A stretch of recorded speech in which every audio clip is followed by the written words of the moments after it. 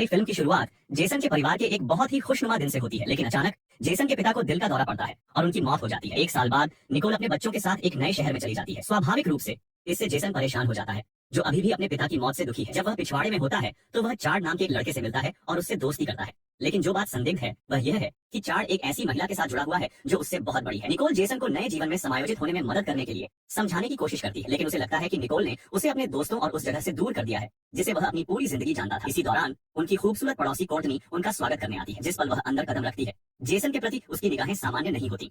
ऐसा लगता है कि वह उसकी ओर आकर्षित है। हमें पता चलता है कि कोर्टनी एक विधवा है और एक कॉस्मेटिक्स फैक्ट्री में काम करती है। हमें यह भी पता चलता है कि निकोल स्थानीय हाई स्कूल में एक सामाजिक कार्यकर्ता के रूप में काम करेगी। जब कोर्टनी को उनकी आर्थिक स्थिति खराब लगती है तो वह जेसन को अपने बगीचे में मदद करने के लिए एक अच्छी तनख्वाह वाली नौकरी की पेशकश करती है। जाते समय वह निकोल से उसके पति के बारे में पूछती है और निकोल रो पड़ती है। कोर्टनी समझ जाती है कि उसके पति का निधन हो गया है और उसे दोस्ती और समर्थन की पेशकश करती है और कभी भी उसका साथ न छोड़ने का वादा करती है। अब चार्ड की बात करते हैं। एक दिन उसे अपने घर में एक शोर सुनाई देता है। वह देखने जाता है और अचानक उस पर हमला हो जाता है। हमलावर उसके सिर पर मारता है और उसे पूल में फेंक देता है ताकि वह डूब जाए। अगली सुबह जेसन टीवी पर चार्ड की मौत की खबर देखकर चौंक जाता है और अपनी बहन को बताता है कि जब वे पहली बार आए थे तो उसने उससे बात की थी। स्कूल में अपने पहले दिन जेसन की मुलाकात डेनियल से होती है, जो उसे कुश्ती टीम में शामिल होने के लिए प्रोत्साहित करता है। डेनियल नोटिस करता है कि जेसन को एक लड़की पसंद है और उसे बताता है कि उसका नाम क्लारा है, यह बताते हुए कि वह हर कुश्ती मैच में आती है। अभ्यास के दौरान डेनियल को पता चलता है कि जेसन आर्थिक रूप से संघर्ष कर रहा है और सुझाव देता है कि वह कोर्टनी के लिए काम करे जैसे वह करता है। बाद में हम देखते हैं कि जेसन अपने पुराने स्कूल में एक कुशल पहलवान था जिसने आसानी से अपने प्रतिद्वंद्वी को हरा दिया। प्रशिक्षण के बाद क्लारा उससे दोस्ती करती है और वह उसे सप्ताहांत में बाहर घूमने के लिए आमंत्रित करता है। जब वह लॉकर रूम में प्रवेश करता है तो वह एक आदमी को डेनियल पर हमला करते हुए देखता है। जब वह डेनियल से इसके बारे में पूछता है तो वह कहता है कि वह आदमी एक पागल अजनबी है जिसे उसने पहले कभी नहीं देखा। जेसन आखिरकार काम शुरू करने के लिए कोर्टनी के घर जाता है। वह उसे बताता है कि डेनियल ने उसे उसके साथ काम करने के लिए प्रोत्साहित किया और वह कहती है कि डेनियल उसके सबसे अच्छे कर्मचारियों में से एक है, लेकिन काम करने के बजाय वह उसे शराब की पेशकश करती है। बातचीत के दौरान वह अपने कपड़ों पर अपना ड्रिंक गिरा देती है और बदलने में उसकी मदद मांगती है। वह उसे बहकाती है और उनका शारीरिक संबंध बन जाता है। बाद में वह उसे एक पता और अग्रिम भुगतान देती है और उसे बताती है कि काम उस घर के बगीचे में होगा। अजीब बात यह है कि वह बाथरूम में रहने के दौरान चुपके से उसका वीडियो बनाती है।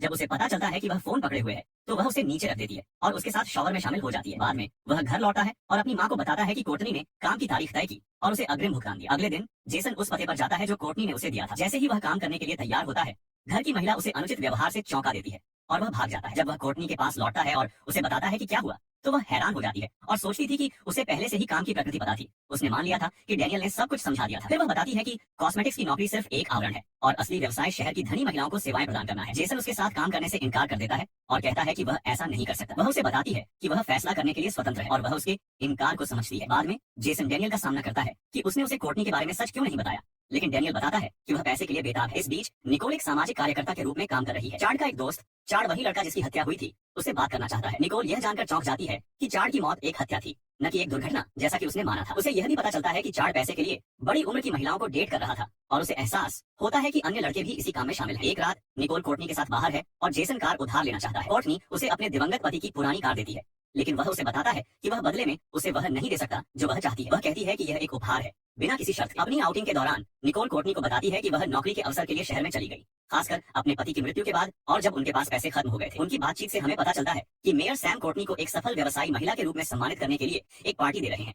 चूंकि निकोल को उसकी सच्चाई नहीं पता है, इसलिए उसे लगता है कि कोर्टनी इस पहचान की हकदार है। अगले दिन जेसन कार की चाबियां लेने के लिए कोर्टनी के पास जाता है। वह उसे अपनी असली नौकरी के बारे में पहले न बताने के लिए माफी मांगती है और बताती है कि अपने पति की मृत्यु के बाद वह कर्ज में डूब गई थी। वह मानती है कि उसने जेसन में एक अवसर देखा और उसका इस्तेमाल किया। वह उसे एक नया पता देती है और उसे बताती है कि जब भी वह तैयार हो वह वहां जा सकता है। वास्तव में जेसन नए पते पर जाता है। एक महिला उसे कपड़े उतारने के लिए कहती है और वह भी ऐसा ही करती है। उनका शारीरिक संबंध बन जाता है। उसके बाद जेसन अधिक पैसे कमाने लगता है और उसे एक नए ग्राहक का पता मिलता है। वह अपनी माँ को जन्मदिन के उपहार के रूप में एक हार खरीदता है, लेकिन नौकरी का असर उसकी पढ़ाई और कुश्ती के प्रदर्शन पर पड़ने लगता है। जब वह क्लारा से बात करने की कोशिश करता है तो वह मना कर देती है और उसे बताती है कि उसे पता है कि वह और डेनियल क्या कर रहे हैं। एक रात जब जेसन एक महिला के साथ होता है तो उसका पति अचानक लौट आता है। पता चलता है कि वह वही आदमी है जिसने पहले डेनियल पर हमला किया था। जेसन बिना देखे भाग जाता है, लेकिन अपनी बेल्ट पीछे भूल जाता है। जब वह घर लौटता है तो उसकी माँ स्कूल में फेल होने पर उसका सामना करती है और उसके हालिया व्यवहार पर चिंता व्यक्त करती है। वह उससे वादा करता है कि वह अपनी पढ़ाई पर ध्यान देगा और इतना बाहर जाना बंद कर देगा। अगले दिन जेसन कोर्टनी के पास जाता है और उसे बताता है कि उसकी वजह से उसकी जान जाते जाते बची और घोषणा करता है कि वह अब उसके साथ काम नहीं करेगा। फिर वह डेनियल से मिलता है और उसे बताता है कि वह हमेशा के लिए कोर्टनी से नाता तोड़ रहा है। डेनियल उसे मनाने की कोशिश करता है,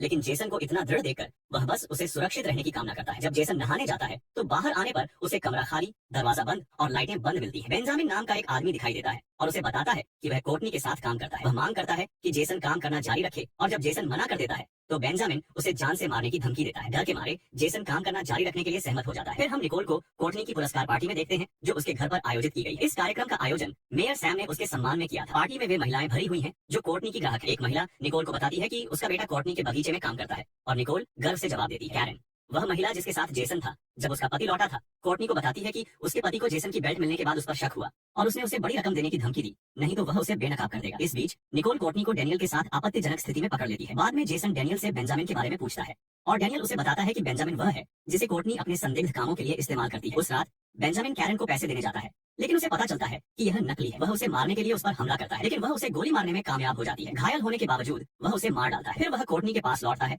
और उसे बताता है कि क्या हुआ। वह बिना उसकी आज्ञा के काम करने और चार्ड को मारने के लिए उसका सामना करती है। फिर वह उसे मरने के लिए छोड़ देती है और उसके शरीर को अपनी कार में रख देती है। जब निकोल डेनियल को बुरी हालत में देखती है तो वह अपने बेटे को उससे दूर रहने के लिए कहती है। जेसन परेशान हो जाता है और उसे बताता है कि वह अपने फैसले लेने के लिए स्वतंत्र है। जेसन को तब कोर्टनी के फोटो एल्बम में चार्ड की तस्वीर देखने की याद आती है और वह उसे चुराने और पुलिस को सौंपने के लिए उसके घर में घुसने का फैसला करता है। उस रात मेयर सैम कोर्टनी से मिलने जाते हैं और जब वह वहां होते हैं तो जेसन को उसके कमरे में घुसने और एल्बम छीनने का अवसर मिलता है, लेकिन सैम उसे पकड़ लेता है और उसे रोकने की कोशिश करता है। इसलिए जेसन उसे मारता है और भाग जाता है। कोर्टनी उसे रोकती है और उस पर बंदूक तान देती है। निकोल को कोर्टनी के घर से शोर सुनाई देता है और वह उधर जाती है। खबरों में बताया गया है कि पुलिस ने बेंजामिन और कैरन को मृत पाया। मेयर सैम कोर्टनी के साथ फंसने के डर से जल्दी से घटनास्थल से निकल जाता है। कोर्टनी जेसन को गैरेज में बांध देती है, लेकिन निकोल घर में घुसने में कामयाब हो जाती है और जेसन को बंधा हुआ पाती है। चाबियां कोर्टनी के पास है। निकोल तब तक छिपती है जब तक कोर्टनी अंदर नहीं आती। फिर उस पर घात लगाकर हमला करती है और उसे पेचकश से बगल में वार करती है। जैसे ही वह अपने बेटे के साथ भागने की कोशिश करती है, कोर्टनी बंदूक पकड़ लेती है और उन्हें गोली मारने वाली होती है, लेकिन जेसन की बहन जस्टिन अपने पिता की राइफल से उसे गोली मार देती है, जिससे उसकी मौत हो जाती है। 6 महीने बाद हम परिवार को अपने पुराने घर में खुशी से रहते हुए देखते हैं और फिल्म वहीं खत्म हो जाती है। अगर आपको फिल्म पसंद आई हो तो लाइक बटन दबाना, चैनल को सब्सक्राइब करना और नोटिफिकेशन बेल ऑन करना न भूलें ताकि आप हमारी कोई भी नई वीडियो मिस न करें।